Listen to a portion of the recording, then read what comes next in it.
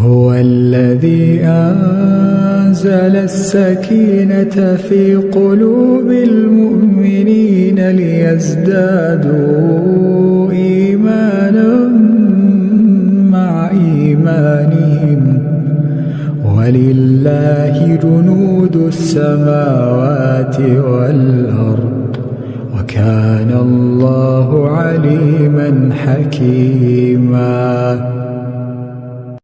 إن الذي فرض عليك القرآن لرادك إلى معاد قل رب أعلم من جاء بالهدى ومن هو في ضلال مبين وما كنت ترجو